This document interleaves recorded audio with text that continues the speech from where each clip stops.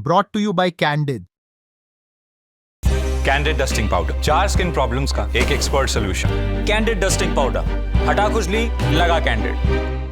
वक्फ संशोधन कानून को लेकर सुप्रीम कोर्ट में जो याचिका लगी है, आज दूसरा दिन उसकी सुनवाई थी। 17 अप्रैल दूसरा दिन। सुनवाई के दौरान केंद्र सरकार ने कोर्ट से वक्त मांगा और सुप्रीम कोर्ट ने 7 दिन का वक्त दे दिया है। और इस दौरान रजिस्टर और गजेटेड जो भी वक्फ प्रॉपर्टी हैं उसे डीनोटिफाई नहीं किया जा सकेगा और फिलहाल कोई अंतरिम आदेश नहीं दिया गया है। और क्या तमाम आज की अपडेट हैं, मुरारी बताएंगे।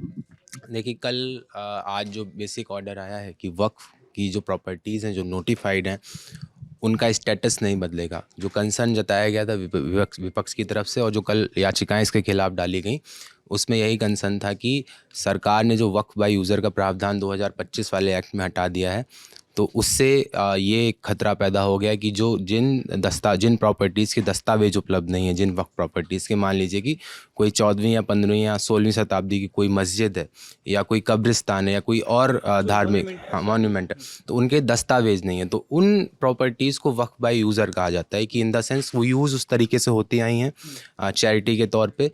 तो याचिकाकर्ताओं की तरफ से तर्क यही दिया गया था कि इनकी तो हमारे पास कोई दस्तावेज उपलब्ध नहीं, उनको हम रजिस्टर कैसे कराएंगे, और अगर हम रजिस्टर नहीं कराएंगे तो फिर सरकार उनको अपनी प्रॉपर्टी घोषित कर सकती है वक्फ की जगह। तो आज का जो ऑर्डर, एक तरीके से जो डायरेक्टिव्स सुप्रीम कोर्ट की तरफ से दिए गए कि जब तक 7 दिन के अंदर, जब तक इस पे रिप्लाई फाइल नहीं हो जाता सरकार की तरफ से, एसजी तुषार मेहता की तरफ से, तब तक उनका स्टेटस आप बदल नहीं सकते। दूसरा जो ऑर्डर का जो पॉइंट है कि जो वक्फ बोर्ड्स हैं जो अलग अलग स्टेट्स के और जो वक्फ काउंसिल है सेंट्रल की, तो उसमें जो कंसर्न जो जताया गया था विपक्ष की तरफ से और जो याचिकाकर्ताओं की तरफ से कि सरकार जो है उनका स्टेटस, उनका एक तरीके से नेचर बदलने वाली। किस तरीके का नेचर कि उसमें जो पहले के जो 1995 का जो कानून था उसमें सारे के सारे जो सदस्य होने थे उन बोर्ड्स के, उन काउंसिल के, वो सारे के सारे मुस्लिम समुदाय से आने वाले थे। तो जो 2025 का एक्ट है वो ये कहता है कि ज़रूरी नहीं है कि जो सदस्य हों मुस्लिम समुदाय से हों। सरकार ये मानती है कि जो मैनेजिंग बॉडीज़ हैं, जो वक्फ काउंसिल है या वक्फ बोर्ड्स है, वो एक तरीके से वैधानिक संस्था है, उसका धर्म से उतना लेना देना नहीं है। तो यहाँ पर कोई भी व्यक्ति आकर, किसी भी धर्म का व्यक्ति आकर उसको मैनेज कर सकता है। तो याचिकाकर्ताओं की तरफ से बोला गया था कि ये आर्टिकल 26 पर हमला है कि जो संविधान के तहत जो अधिकार मिले हुए हैं देश के तमाम धार्मिक समूहों को कि वो अपने पर्सनल जो मामले हैं उनको अपनी तरीके से मैनेज करें। तो आज सीजीआई ने बोला है कि जो ये वक्फ काउंसिल है, इन वक्फ बोर्ड्स हैं, इनमें भी इनका भी स्टेटस अभी नहीं बदलेगा, इनमें अभी कोई नियुक्ति नहीं होगी।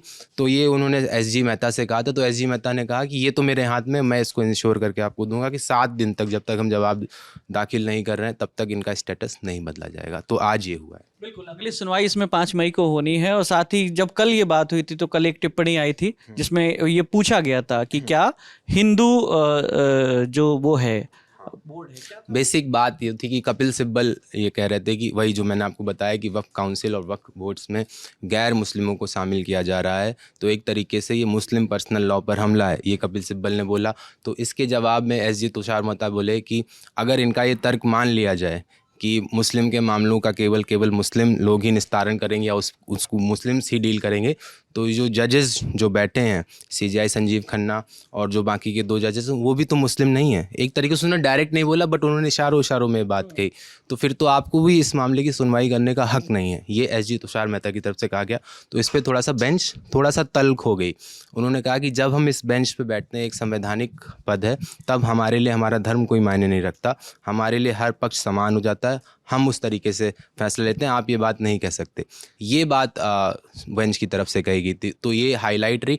फिर उसी में बेंच ने बोला कि आप अगर ये बात कर रहे हैं तो आप ये बताइए, ऐसे उदाहरण दीजिए कि क्या कोई जो हिंदू एंडाउमेंट्स हैं जिनके जरिए तमाम हिंदू चैरिटीज़ को मैनेज किया जाता है, मंदिरों को मैनेज किया जाता है और दूसरी प्रॉपर्टीज़, धर्मार्थ जो प्रॉपर्टीज़ होती हैं उनको मैनेज किया जाता है, तो क्या आप वहाँ पे मुस्लिम मेंबर्स की नियुक्तियां करेंगे उन बोर्ड्स में?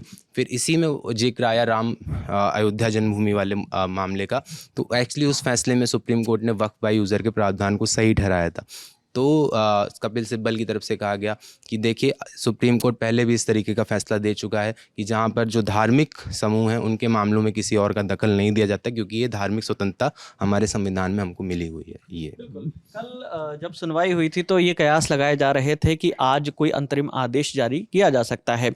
आज कोर्ट में सुनवाई के दौरान सॉलिसिटर जनरल तुषार मेहता ने भी पॉइंट रखा और उन्होंने कहा कि संसद से जो कानून पास हुआ है उस पर इस तरीके से स्टे नहीं लगाया जा सकता है, जिसके बाद बेंच ने उन्हें 1 हफ्ते का वक्त भी दिया। साथ ही साथ सुप्रीम कोर्ट ने यह भी कहा कि 5 पॉइंट्स तय करिए। दरअसल उनका कहना है कि जो हमारे पास जितनी भी याचिकाएं आई हैं, बहुत सारी याचिकाएं हैं और करीब 100-125 फाइल पढ़ना पॉसिबल नहीं है, तो 5 पॉइंट तय करिए। मिलकर एक इसमें नोडल बनाने की भी बात हुई है और नोडल काउंसिल के जरिए वो 5 क्या ऑब्जेक्शन है उसकी संख्या भी बढ़ सकती है, लेकिन वो 5 ऑब्जेक्शन बताएं और फिर सुनवाई शुरू होगी और इस पर जो रेगुलर सुनवाई है वो 5 मई से शुरू होनी है।